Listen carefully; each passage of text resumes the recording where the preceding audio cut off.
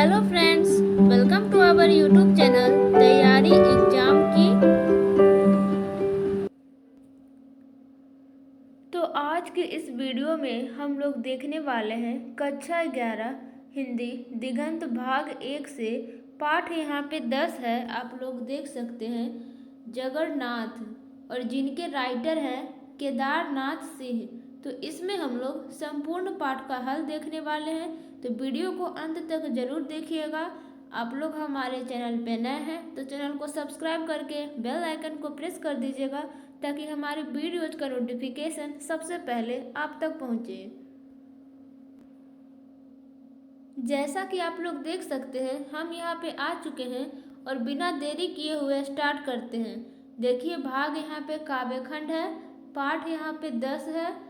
Okay, Jagannath, और इनके writer हैं केदारनाथ सिंह, और ये काव्यखंड का भाग है। ओके, तो आइए हम लोग देखते हैं कविता के साथ। पहले हम लोग परीक्षा उपयोगी कुछ महत्वपूर्ण तथ्य देख लेते हैं, हर बार की तरह, क्योंकि ये भी बहुत ही जरूरी है। केदारनाथ सिंह का जन्म कब हुआ था? तो उत्तर हो जाएगा यहाँ पे 1932 ईस्वी को। ठीक है, आगे है केदारनाथ सिंह का जन्म स्थान कहाँ है? तो उत्तर हो जाएगा चकिया, जिला हो जाएगा बलिया, और यह कौन सा राज्य में है? तो उत्तर प्रदेश में है। आगे की बात करें तो केदारनाथ की शिक्षा के विषय में बताएं। तो उत्तर हो जाएगा MA PhD वाराणसी में किए थे। ठीक है, अब आगे है, यहाँ पे आप लोग देख सकते हैं केदारनाथ की वृत्ति यानी कहने का अभिप्राय पेशा क्या था? तो यहाँ पे उत्तर हो जाएगा प्राध्यापन, पडरौना, गोरखपुर, पडरौना जो कि गोरखपुर में है, वाराणसी और नई दिल्ली में किए। ठीक है, आगे है यहाँ पे केदारनाथ सिंह के संप्रति के विषय में बताएं। तो उत्तर हो जाएगा भारतीय भाषा विभाग, जवाहरलाल नेहरू विश्वविद्यालय, नई दिल्ली से हिंदी के प्रोफेसर पद से सेवा मुक्त एवं स्वतंत्र लेखन। इनका कैसा लेखन था? तो स्वतंत्र लेखन था। केदारनाथ जी को कौन कौन से सम्मान मिल चुके हैं? तो उत्तर हो जाएगा साहित्य अकादमी, कुमारन आशान कविता पुरस्कार, दयावती मोदी कविता पुरस्कार आदि। आगे है यहाँ पे केदारनाथ जी की प्रमुख कृतियों के विषय में बताएं। तो उत्तर हो जाएगा अभी बिल्कुल अभी, जमीन पक रही है, यहाँ से देखो, अकाल में सारस, उत्तर कबीर और अन्य कविताएं, बाघ जो कि कविता संग्रह है। और आगे है यहाँ पे कल्पना और छायावाद, आधुनिक हिंदी कविता में बिंब विधान, मेरे समय के शब्द, आलोचना तथा शोध। प्रतिनिधि कविताएं में हो जाएगा सं परमानंद श्रीवास्तव के द्वारा, राजकमल प्रकाशन नई दिल्ली। तो इसको आपको 1-2 बार पढ़ लेना है, उतना रटने की जरूरत नहीं है। आइए अब हम लोग अभ्यास प्रश्न की ओर चलते हैं। यहाँ पे आप लोग देख सकते हैं कविता के साथ ये कविता है। प्रश्न संख्या हमारा 1 है, कवि को क्यों लगता है कि कहीं कुछ गड़बड़ जरूर है? तो उत्तर हो जाएगा यहाँ पे कवि अपने बचपन के बीते दिनों की तुलना वर्तमान औद्योगिक क्रांति, बौद्धिक जागरण और वैश्विकता के प्रभाव से जो असमानता की खाई बन सी गई है, तो वैसे परिवर्तनों से कवि को आशंका होती है कि कहीं न कहीं कुछ न कुछ गड़बड़ी अवश्य है। आप लोग इसे स्क्रीनशॉट लेकर भी बना सकते हैं। जीवन मूल्यों के क्षरण और मानवीय अस्तित्व और अस्मिता को संकट में घिरते हुए देखकर कवि व्यथित है। ओके, इस संबंध में कवि जगन्नाथ भाई से प्रश्नोत्तर की आकांक्षा लिए हुए पत्र शैली में कविता के माध्यम से संवाद स्थापित कर अपने शंका समाधान चाहता है। ओके, उनको मन में शंका है अपने दोस्त के प्रति, तो उसका समाधान चाहता है। प्रश्नोत्तर की जगह जगन्नाथ भाई की खामोशी उसे चिंता में डाल देता है। जब कवि अपने मित्र से प्रश्न पूछता है तो उसका मित्र कोई भी जवाब न देता है तो जगन्नाथ का मन चिंता में और खामोशी में डाल देता है और उसका ध्यान सामाजिक विषमता से होने वाली गड़बड़ियों पर आकृष्ट हो जाता है। बौद्धिक विकास के क्रम में मानवीय जीवन में जो उतार चढ़ाव प्रतिबिंबित होता है वह गड़बड़ी का स्पष्ट संकेत है। अब देखिए प्रश्न संख्या 2 है यहाँ पे। वह बंसुगों की पात थी जो अभी अभी उड़ गई हमारे ऊपर से, वह है तो है, नहीं है तो भी चलती रहती है जिंदगी। इन पंक्तियों का आशय स्पष्ट करें और इसकी काव्य चेतना पर भी विचार रखें। तो उत्तर हो जाएगा यहाँ पे प्रस्तुत व्याख्या पंक्तियाँ नई कविता आंदोलन के ध्वजवाहक और अपनी पीढ़ी के प्रतिनिधि कवि श्री केदारनाथ सिंह द्वारा विरचित जगन्नाथ शीर्षक कविता से उद्धृत है। प्रस्तुत पंक्तियों के माध्यम से कवि ने समाज में पल रहे परजीवी ललबबुओं पर, यहाँ पे आप लोग ध्यान देंगे जो ये ललबबुओं आपको दिख रहा है ये एक तरह से भोजपुरी वर्ड है। ओके, ललबबुओं पर व्यंग्यबाण चलाया है। समाज में रहने वाले इन सामाजिक भार बन चुके मनुष्य रूपी मृग से कवि को कोई आशा नहीं है। पालतू सूगे की तुलना में बरसुगे देखने और क्षति पहुंचाने के लिए है। समाज में पल रहे ललबबुओं की फौज भी सामाजिक विद्रूपता फैलाती है।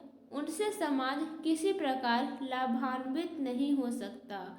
बनसुगों के समान ही ये कभी यहाँ और कभी वहाँ भटकते हैं। इन सामाजिक बनसुगों के रहने और नहीं रहने से कोई तब्दीली नहीं आ सकती, ऐसा कवि का अभिमत है।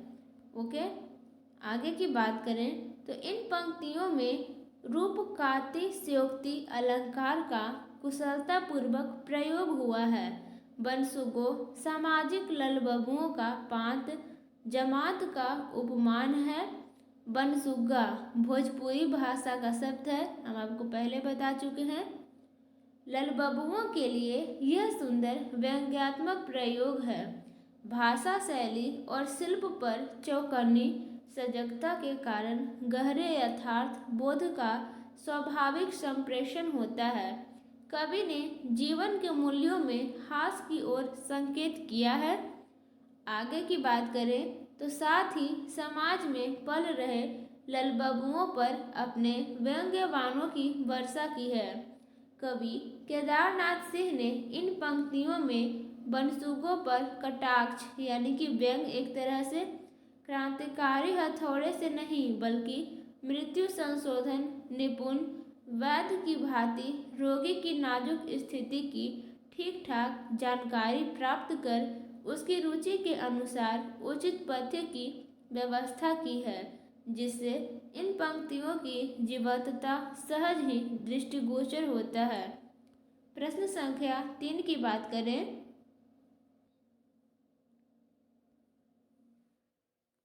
कवि को आसमान में लाल पीले डैने वाले पक्षियों को देखकर राहत मिलती है, तो वह बनसुगों की पात की उपेक्षा क्यों करता है? आप इसका क्या कारण समझते हैं? तो उत्तर हो जाएगा यहाँ पे कवि आधुनिक परिवेश में जी रहा है। कवि की मुलाकात अपने बचपन के साथी भाई जगन्नाथ से होती है। भाई जगन्नाथ से अपना और उसका हाल चाल लेते हुए कवि के माथे के ऊपर से बनसुगों की फौज गुजरती है। कवि उसे देखकर कहता है कि जिस प्रकार समाज में पल रहे परजीवियों के रहने या न रहने का कोई महत्व नहीं है, ठीक उसी प्रकार बनसुगों के चले जाने का कोई महत्व नहीं है। ओके, आगे की बात करते हैं हम लोग। अचानक कवि को आकाश में उड़ते हुए लाल पीले डरने वाले पक्षियों अर्थात मनुजता के पुजारी की ओर जाता है और उसे आशा की किरण स्पष्ट नजर आती है। निराशा का बादल छूटते ही मानव मन आशा की सप्तरंगिनी सपने देखकर सहज ही आत्मविभोर हो जाता है। वह पीछे घूमकर नहीं देखना चाहता अर्थात निराशा के अंधकूप में वह पुनः नहीं जाना चाहता है। आगे है मानव स्वभाववश कवि आसमान में लाल पीले डैने वाली पक्षियों यानी कि कहने का अभिप्राय आशा की किरण को देखकर बंसुको यानी कि निराशा की बदली की उपेक्षा करता है। अब देखिए यहाँ पे प्रश्न संख्या 4 है, कवि को अपने शब्दों से झूठ की गंध आने का संशय क्यों होता है? तो उत्तर हो जाएगा यहाँ पे कवि अपनी मूल धरती गांवों और वहाँ की जिंदगी को भूला नहीं है। आधुनिक समय में गवई जीवन के बदलते स्वरूप को रेखांकित करते हुए कवि कहता है कि आज़ादी के पूर्व और आज़ादी के बाद का गांव दोनों में काफ़ी असमानता है। कवि अपने बचपन के बीते दिनों की स्मृति के आधार पर तत्संबंधित प्रश्न भाई जगन्नाथ से करता है। ओके, आगे है यहाँ पे सुख सुविधाओं को आधुनिकतम वस्तुओं को निस्सार बताकर गवई जीवन को सरस सहज और विनोदपूर्ण बताते हुए कवि प्रश्नोत्तर की आशा भाई जगन्नाथ से करता है।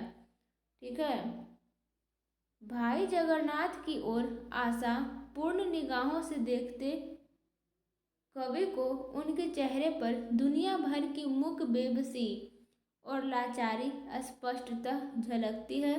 जगन्नाथ भाई का मौन से उत्पन्न जवाब, जिसमें आधुनिक जीवन के जड़ तक फैल चुके ईर्ष्या, द्वेष, संकीर्णता, स्वार्थपरता, घृणा तथा सामाजिक विषमता के चिन्ह का स्पष्ट छाप उभर आती है। जगन्नाथ भाई को उत्तर न देकर जगन्नाथ भाई को उसका दोस्त उत्तर न देकर खामोशी धारण कर लेने के कारण कवि को अपने शब्दों से झूठ की गंध आने का संशय उत्पन्न होता है। अब देखिए प्रश्न संख्या यहाँ पे 5 है, जगन्नाथ की चुप्पी और उसके होठों के फड़कने में क्या संबंध है? तो उत्तर हो जाएगा यहाँ पे कवि के अनुसार निश्चल ग्रामीण बौद्धिक छल बल वाले शहरी से आशंकित रहते हैं। कवि ग्रामीण जीवन और गांव के निश्चल ग्रामीणों के प्रति अपना भावुकतापूर्ण विचार व्यक्त किया है। उन्होंने आधुनिकतम सुख सुविधाओं की बंसूका कहते हुए निस्सार किया है। आगे है, कवि अपने आप को जगन्नाथ भाई के स्तर में लाकर दूरी को पाटने का अथक प्रयास करता है। जगन्नाथ भाई अपने गवई स्वभाव से उबर नहीं पाते, जिस कारण होठ तो फड़फड़ाता है परंतु प्रस्फुटित नहीं हो पाते हैं, जिसे देखकर कवि का हृदय फट जाता है। ओके, आप लोग कविता नहीं पढ़े हैं तो कविता का एक्सप्लेशन आप लोग देख लीजिएगा। ओके, यानी कि कविता का मतलब आप लोग एक्सप्लेन देख लीजिएगा हिंदी में या फिर कविता पढ़ लीजिएगा, उसके बाद क्वेश्चन आंसर बनाइएगा, न तो आपको समझ में नहीं आएगा। 6 है, कवि को अपनी दिनचर्या से असंतोष क्यों है? तो उत्तर हो जाएगा यहाँ पे कवि पेशे से प्राध्यापक है। इसका पता जगन्नाथ भाई से बातचीत करने के क्रम में पता चलता है। अतीत की गवाही स्मृतियाँ कवि के मस्तिष्क में चलने लगती है। कवि को गांव गवाई के प्रति सहज और निश्चल प्रेम की अनुभूति होती है। शहरी वातावरण में फैले ईर्ष्या, द्वेष, स्वार्थपरता, घृणा आदि के कारण कवि का मन उच्चाटपूर्ण संशय में पड़ जाता है। आगे है यहाँ पे कवि प्राध्यापक होने के नाते केवल खाना पूर्ति के लिए वर्ग में जाकर बकबक कर आता है और अवसर हाथ आते ही 1-2 झपकियाँ भी मार लेता है। आगे है यहाँ पे इस प्रकार कवि व्यवस्था की गड़बड़ी के कारण उच्च पदों पर आसीन व्यक्तियों की कर्तव्यहीनता पर चोट करता है। व्यवस्था की गड़बड़ी के कारण व्यक्ति कार्य निष्पादन निष्ठा के साथ नहीं करता है, क्योंकि लेखक भी इसी व्यवस्था का एक अंग है जिसमें व्यक्ति अपने जिम्मेवारी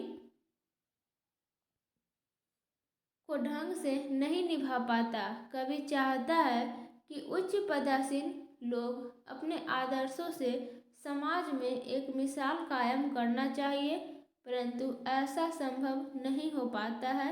यह कवि के लिए असंतोष का विषय है। प्रश्न संख्या यहाँ पे 7 है।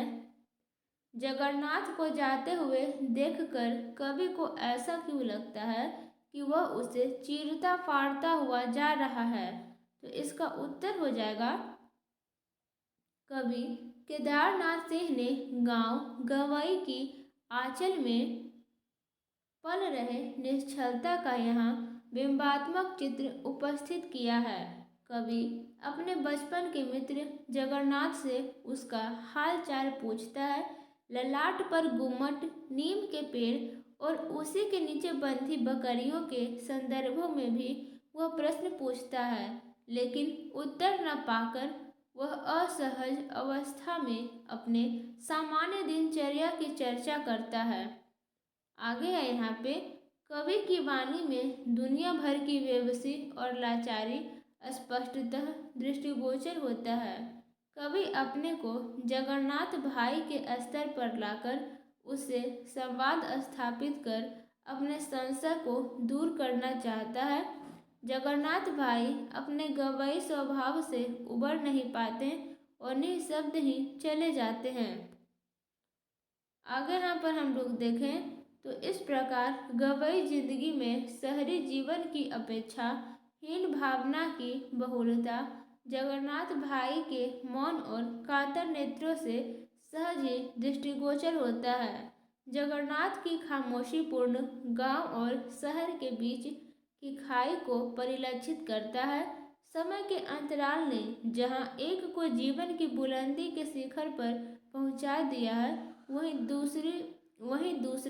दूसरी ओर जगन्नाथ के जीवन में स्वार्थपरता, संकीर्णता, द्वेष, घृणा, अविश्वास का प्रतीक बनकर जगन्नाथ भाई कवि को चीरता फाड़ता जाता हुआ दिखाई पड़ता है। प्रश्न संख्या यहाँ पे 8 है। कविता का नायक कौन है? उत्तर हो जाएगा, कवि केदारनाथ सिंह द्वारा विरचित जगन्नाथ शीर्षक कविता का नायक, ध्यान देंगे, भाई जगन्नाथ है। ठीक है, आप लोग ध्यान देंगे जो ये केदारनाथ सिंह हैं, ये आपका हो गया राइटर और ये हो गया नायक, कहने का अभिप्राय एक तरह से हीरो। अब देखिए यहाँ पे प्रश्न संख्या 9 है। कविता का शीर्षक जगन्नाथ क्यों है? मोस्ट वीवीआई क्वेश्चन है, आप लोग ध्यान से इसका उत्तर देखेंगे। किसी गद्य अथवा पद का शीर्षक क्या हो, ये उसके रचनाकार पर निर्भर करता है। कवि ने जानबूझकर इस कविता का नाम जगन्नाथ रखा है। ठीक है, आगे की बात करें तो इसके कई कारण हो सकते हैं। एक, इसके माध्यम से कवि अपने गांव जमीन से जुड़े रहना चाहते हैं। दूसरा, गवई भाषा में जगन्नाथ को जगन्नाथ ही कहा जाता है। ध्यान देंगे, ये रियल रूप है, लेकिन गवई भाषा में से जगन्नाथ कहते हैं, यानी कि गांव के भाषा में। तीसरा, इसके माध्यम से कवि यह भी बताना चाहा है कि किसी का नाम जगन्नाथ या जगन्नाथ होने से कोई जगत का नाथ या स्वामी नहीं होता। आर्थिक अभावों से लाचार जगन्नाथ को उसके नाम का कोई लाभ नहीं मिलता है। प्रश्न संख्या 10 है यहाँ पे। इस कविता में आपको प्रिय लगती पंक्तियाँ कौन कौन सी है और क्यों? तो उत्तर हो जाएगा, केदारनाथ सिंह विरचित शीर्षक इस काव्य की कई पंक्तियाँ ऐसी है जो आकर्षित करती है, जैसे यह गुम्मट से क्या उग आया है तुम्हारे ललाट पर। इस पंक्ति में कवि के सहृदय होने का पता चलता है। इसी तरह कैसा है वह नीम का पेड़ जहाँ बंधती थी तुम्हारी बकरी। यहाँ इस पंक्ति से कवि के प्रकृति प्रेमी होने का पता चलता है। साथ ही यह भी पता चलता है कि कवि को अब भी अपना गांव याद है। प्रश्न संख्या यहाँ पे 11 है। कवि का पेशा क्या है, यानी कि वृत्ति, यानी कि वो क्या काम करते हैं। तो उत्तर हो जाएगा जगन्नाथ। शीर्षक इस काव्य के कवि केदारनाथ सिंह ने स्वयं कविता में बताया है कि वे बच्चों को पढ़ाते हैं, अर्थात कवि का पेशा विद्यालय में बच्चों को पढ़ाना है। वे विश्वविद्यालय में प्राध्यापक हैं। प्रश्न संख्या यहाँ पे 12 आता है। कविता में जगन्नाथ के ललाट पर उग आए गुम्मट का विवरण क्यों दिया गया है। तो उत्तर हो जाएगा यहाँ पे एक लंबे समय अंतराल के बाद कवि अपने बचपन के मित्र जगन्नाथ से मिलता है, ठीक है। लेकिन उसके ललाट पर गुम्मट को देखकर वह आश्चर्यचकित हो जाता है। गांव में उसके चेहरे पर कवि ने कभी गुम्मट को नहीं देखा था। वह हाल फिलहाल में उगा है, जो किसी चोट या दुर्घटना का प्रमाण है, या फिर यह किसी बीमारी के कारण भी उगा हो, संभव है। कवि ने यहाँ जगन्नाथ के साथ आत्मीयता जताने के लिए ही गुम्मट का विवरण दिया है। ओके, आप लोग इसे स्क्रीनशॉट लेकर भी बना सकते हैं। 13 है यहाँ पे। कविता में जगन्नाथ का केवल चित्रण है और कवि का एकालापी वक्तव्य, जबकि कविता का शीर्षक जगन्नाथ है। यह जगन्नाथ का वक्तव्य क्यों नहीं आ सका है। तो उत्तर हो जाएगा यहाँ पे प्रथम दृष्टया जगन्नाथ शीर्षक कविता का नायक जगन्नाथ प्रतीत होता है, जबकि पूरी कविता में जगन्नाथ मौन है, यानी कि चुप है। कवि पूरी कविता में सर्वत्र एकालाप करते हुए दिखाई देते हैं, अर्थात कहने का मतलब जगन्नाथ से अधिक कवि मुखर नजर आते हैं।